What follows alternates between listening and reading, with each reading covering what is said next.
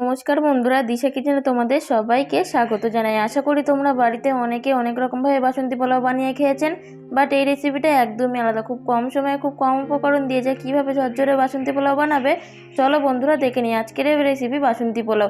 এখানে 1 কেজি বাসমতি চাল ধুয়ে নিয়েছি, দিয়ে দিচ্ছি 1 চা চামচ হলুদ, 100 গ্রাম ঘি, দিয়ে দিচ্ছি গুঁড়ো মশলায় 1 চা চামচ জিরের গুঁড়ো, 1 চা চামচ গরম মশলা, 1 টিস্পুন আদা বাটা দিয়ে খুব সুন্দর করে ম্যারিনেট করে নিতে হবে। এখানে কিন্তু খুব ভালো করে ম্যারিনেট করে নিতে হবে যাতে ঘি আর হলুদটা ভাতের সঙ্গে বেশ ভালো করে মেখে যায়। তারপরে কড়াইতে দিয়ে দিচ্ছি 100 গ্রাম ঘি। ঘিটা গরম হয়ে গেলে এখানে দিয়ে দিচ্ছি কাজু বাদাম। কাজু বাদামটা হালকা নেড়ে চেড়ে ভেজে নেব। তারপরে দিয়ে দিচ্ছি এখানে কিশমিশ, গোটা তেজপাতা, গোটা শুকনো লঙ্কা হালকা ভেজে নিয়ে এখানে দিয়ে দিয়েছি গরম মশলা। ম্যারিনেট করে রাখা চালটাকেও দিয়ে খুব সুন্দর করে ভেজে নিতে হবে। হালকা ভাজার পরে দিয়ে দিচ্ছি স্বাদ মতো নুন। নুনটা দেওয়ার পরে কিন্তু তাড়াতাড়ি ভাতের চালটা হালকা হয়ে যাবে। দেখতেই পাচ্ছ কত সুন্দর কিন্তু চালটা হালকা হয়ে গেছে।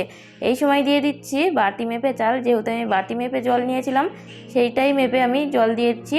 জলটা চাল যতটা নেবে তার থেকে দ্বিগুণ জল দিতে হবে। 5 থেকে 10 মিনিট ঢাকা দিয়ে রেখে খুলে নিয়েছি। দেখতেই পাচ্ছ কত সুন্দর দেখতে লাগছে। ভাতটা কিন্তু একটাও ভেঙে যায়নি বা আঠালোও হয়ে যায়নি, কত সুন্দর ঝরঝরে ভাত হয়ে আছে। এই সময় দিয়ে দিচ্ছি স্বাদ মতো চিনি। চিনিটা তোমাদের স্বাদ অনুযায়ী দেবে। আমি মিডিয়াম চিনি দিয়ে খুব সুন্দর করে হালকা আঁচে ভাতের সঙ্গে কিন্তু মিশিয়ে দিচ্ছি। হালকা আঁচে রাখতে হবে, না হলে কিন্তু ভাতটা পুড়ে যেতে পারে।